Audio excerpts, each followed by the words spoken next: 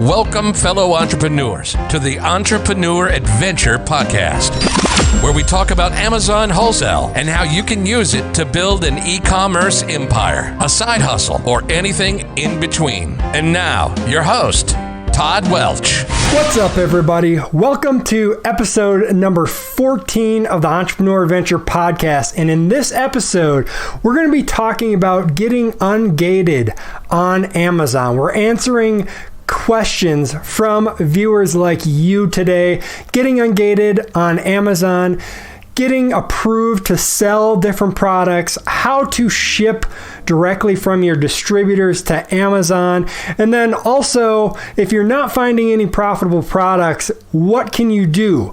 You found the list, you got a list from a distributor, but nothing is profitable. What is going on? So make sure you listen to this episode for answers to all of those questions, and check out the show notes over at entrepreneuradventure.com/14 for this episode for anything that we talk about here, as well as the transcript and show notes. So let's go ahead and dive right into the first question. Hi, Todd. This is Avery from Southern California. Thank you for taking the time to reach out to your audience and share your knowledge with us. My question is in regards to the step-by-step process on getting products approved to sell on Amazon, and how the prep, labeling, and shipping details work straight from the distributor to Amazon's warehouse. Is there anything we need to work out with the distributor's invoicing regarding the bill to and ship to information?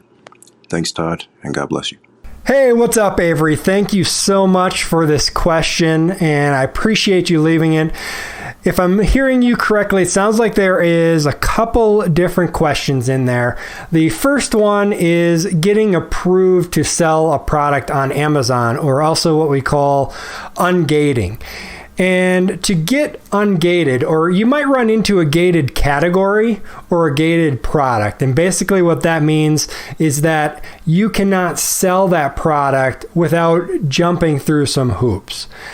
Perhaps you can get auto ungated if you've been selling for a while and your seller rating is high. Amazon will potentially auto ungate you because they see you as a good seller, because usually they gate these categories because of problems that they've had, either fake products or knockoffs, or maybe it's a little bit more of a risky category and they want to make sure that the people selling in there know what they're doing. So you're going to run into this from time to time, and you'll have to get ungated. So one area that you need to get ungated, for example, is grocery. Watches is another area. DVDs is another area. So you have to get ungated in all these categories. And then you also might run into product gating, so specific products or specific brands. And pretty much all of these, to get ungated, you have to have an invoice of at least 10 units within like the last 6 months or something like that, I believe it is, of whatever product or category you're trying to get ungated from. And it needs to be from a reputable brand or reputable distributor. Remember, in past episodes, we've talked about not starting out working with wholesalers who do not have a direct relationship with the brands, because Amazon is not going to take their invoices. So to get ungated for a category or a brand, you're going to have an invoice of at least 10 units from a reputable brand or distributor that you can provide to Amazon. Now, you asked what kind of information we need on the invoice. Amazon wants to see the information on the invoice to match the information that you have in Amazon. So if you have a phone number, you want the phone number to match that's on the invoice, what you have in Amazon. The email address should match, and especially the address needs to match what you have in Amazon.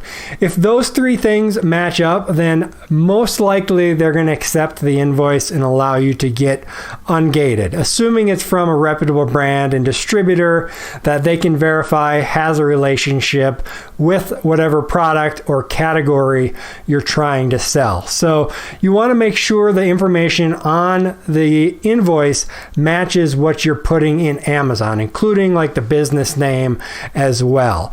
So once that information is correct on the invoice, you have it from the distributor or brand, and it has to be a paid invoice.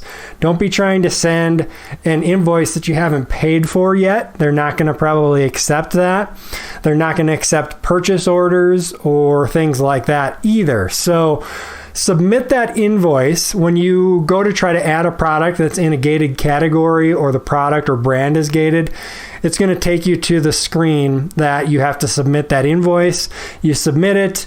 Sometimes it's pretty quick. Sometimes you're going to have to wait a few days to get ungated. If they don't accept it, they're going to come back. They've gotten a little bit better with telling you what the problem is. So they may or may not tell you what the problem is. They may just leave it generic that they couldn't accept your invoice. And then you're going to have to just go through the invoice, make sure everything is matching up to what is in Amazon and resubmit it. So that's why I mentioned you always want to make a very small test order, at least that 10 that you need.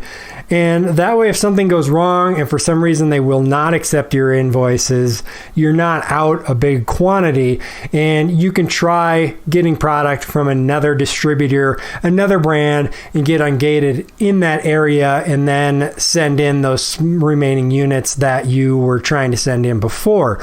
So that's the benefit of doing those small test orders that I've talked about in the past as well. Now, the second part of your question is shipping from a distributor or a brand would be fine as well, direct to Amazon. Some distributors and brands are going to allow you to do this, some are not. Now, I usually recommend that the first initial order, you have it shipped to yourself so you can inspect the product, make sure everything is actually what it's supposed to be, and you'll have a better idea then of what you're actually sending into Amazon and if you need to do anything special before sending it. So getting your eyes on it is really helpful for that small test order that we're initially making.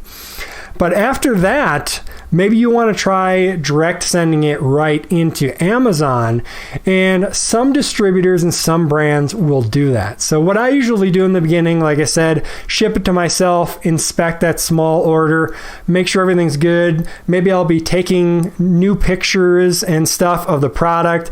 You really want to try to take pictures of the front, back, and each side of it, and just store that in a folder, because if you ever try to make changes or something to a product on Amazon, they're usually going to request photos. So having those photos are really good.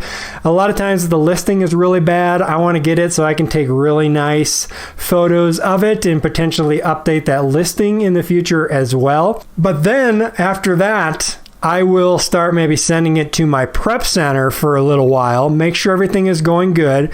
Once I've kind of developed that relationship with the brand or the distributor, then I'll bring it up to them like, hey, would you mind if I provided shipping labels for these products? And that way you guys don't have to deal with the shipping, because sometimes you'll get free shipping, sometimes you won't. If you're getting free shipping and now you're going to pay for shipping instead, you are really helping out that distributor or brand, because now they're saving, $100, $200, depending on what shipping is for them. So they may be interested in that, especially if you dress it, you want to provide shipping labels versus will you send into Amazon for me? By saying it, will you send into Amazon for me? It just sounds like they're going to have to do work. But if you say, do you mind if I provide shipping labels for these products, and go at it that way, it sounds like you are doing a service for them, right? You're saving them some work that they have to do. Now, I really don't try to push it to have them label my products. and do any special packaging and stuff like that, because I don't want to push that relationship, not up front. Once you build that relationship, you can maybe test those boundaries a little bit depending on the brand and how you feel them out. But in the beginning especially, I just try to get them to slap the labels on the box. So I'm always ordering in case pack quantities when I do that. So if a case pack is 24, I always order in multiples of 24, because that way it makes it easier for them as well.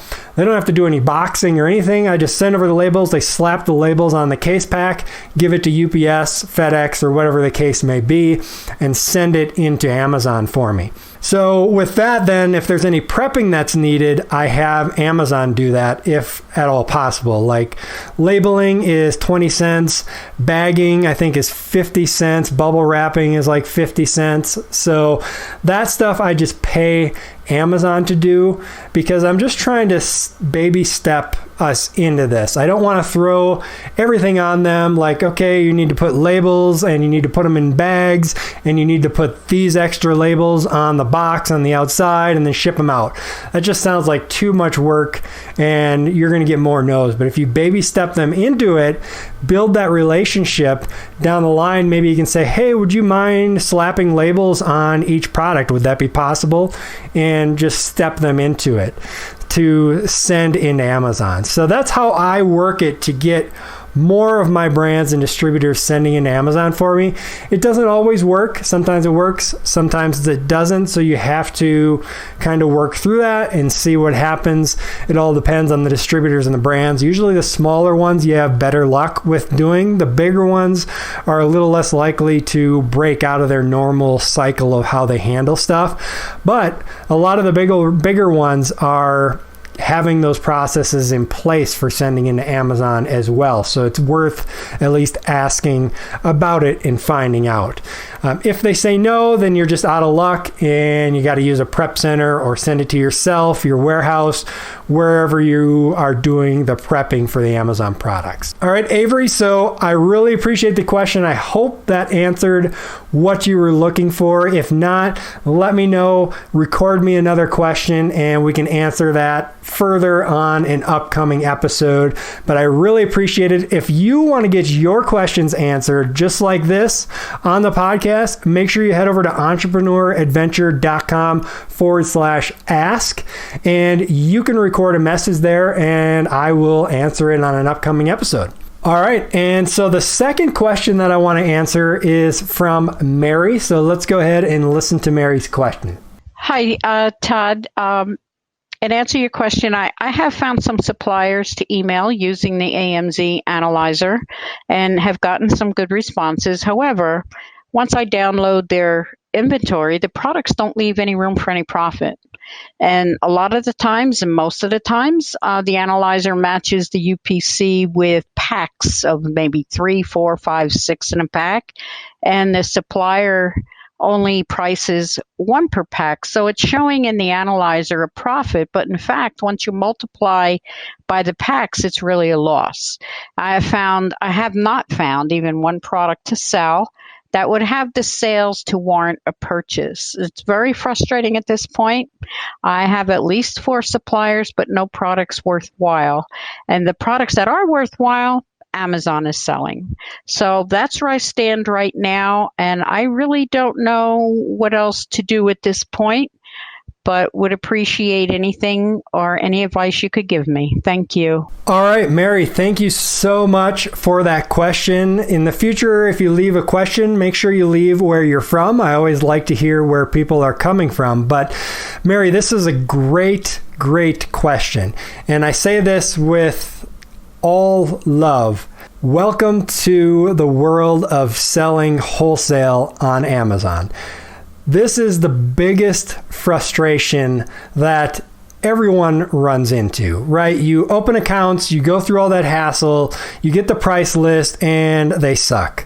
There's nothing good, no profitable products. The ones that are profitable, Amazon is selling, or the ones that sell well, Amazon's selling, or there's 100 people selling.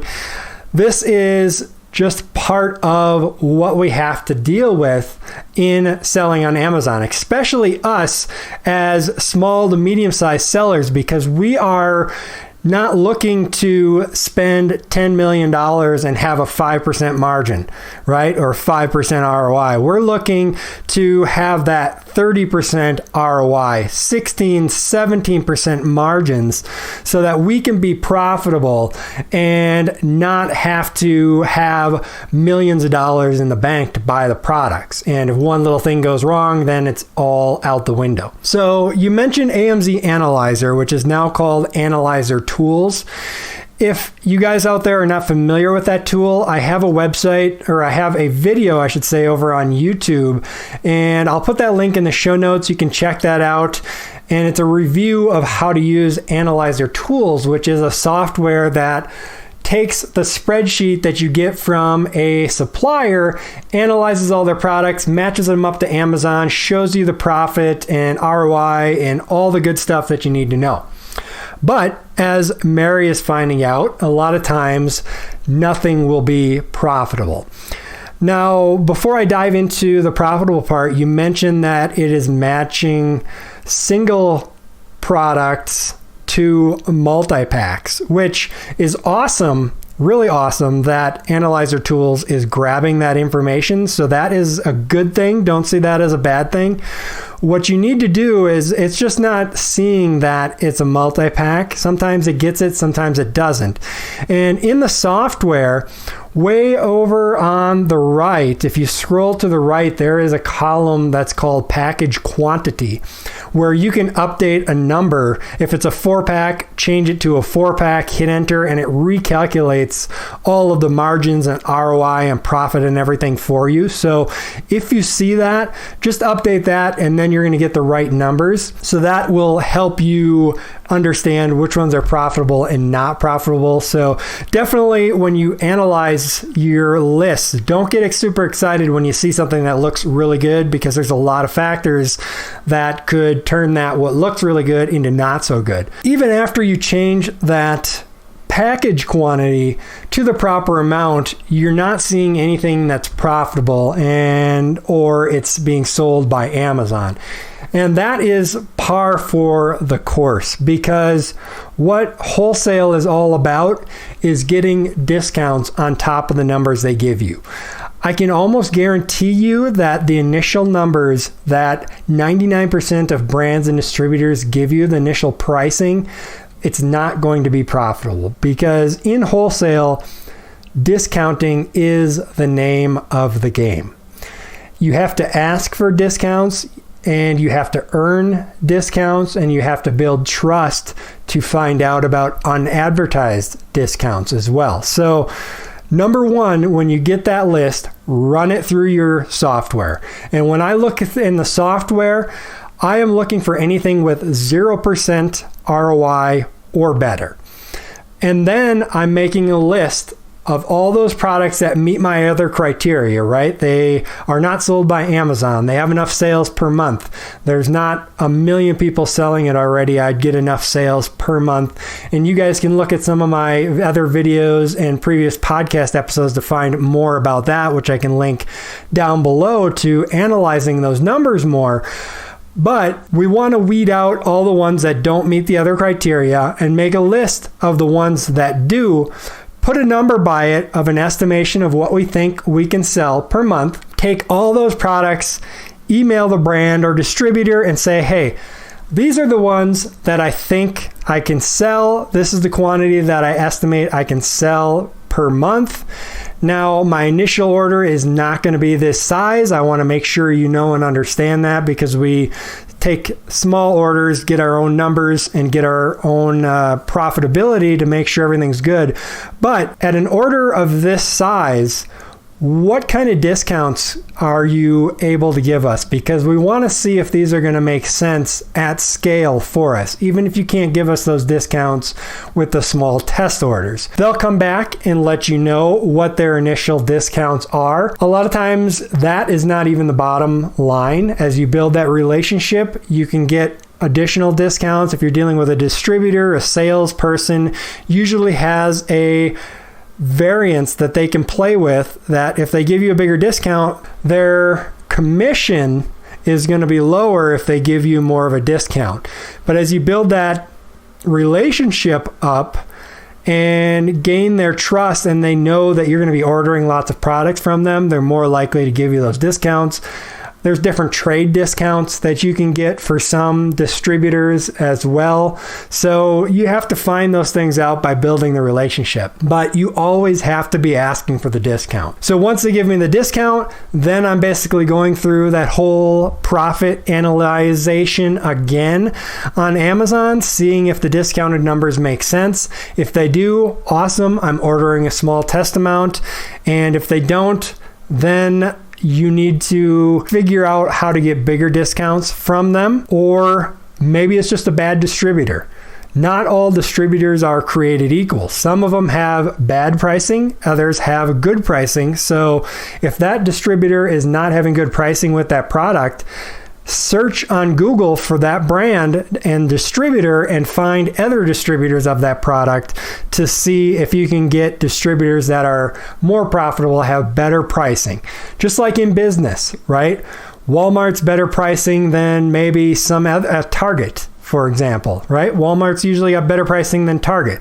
Target's a little cleaner than Walmart, but they're selling some of the same things, but the pricing is different, and it's the same thing in distributors. Some are, well, I should say, none are created equal. They're not all equal. Everything's going to be different. So basically what I'm trying to say is ask for the discounts. And once you're getting those discounts, you're going to start finding more profitable products. Don't get discouraged, even if you don't, after asking for discounts. Because like I said, they're not all created equal. So find something else. And it's just a numbers game. You got to keep opening. If you're only opening 5 accounts a week, you're going to get frustrated. You need to be opening 50 accounts per week and finding a lot of products.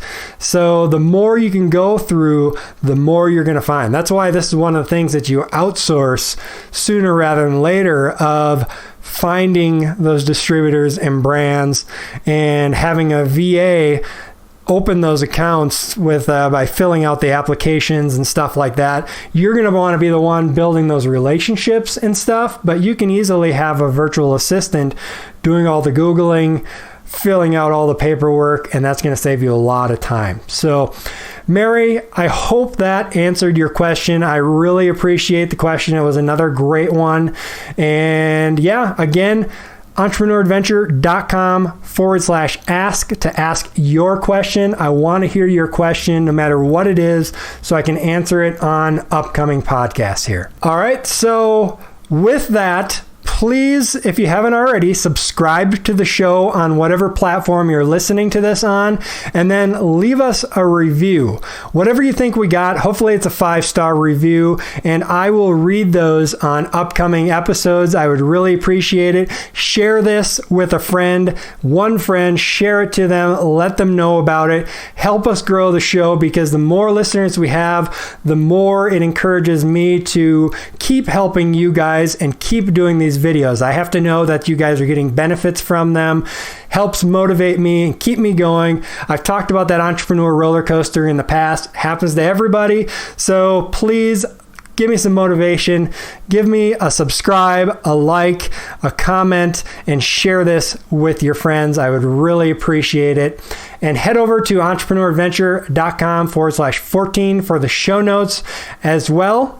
And one other thing I wanted to mention here is I am currently working on a small group coaching program that I am going to be taking 8 to 10 students who prove to me that they are dedicated to this. I'm not just going to take anyone into this when it's ready, but you have to prove to me that you are dedicated and willing to put into work.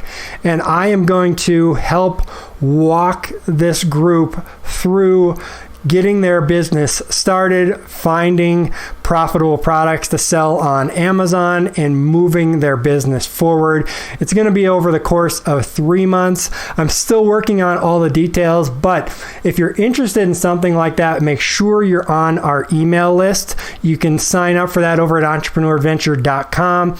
And if you're on there, you're going to hear about this first once I release it. So if that interests you at all, make sure you're on the email list. So with that, this is Todd Welch with the Entrepreneur Adventure signing off. Happy selling, everybody. This has been another episode of the Entrepreneur Adventure Podcast. Thanks for listening, fellow entrepreneur, and always remember, success is yours if you take it.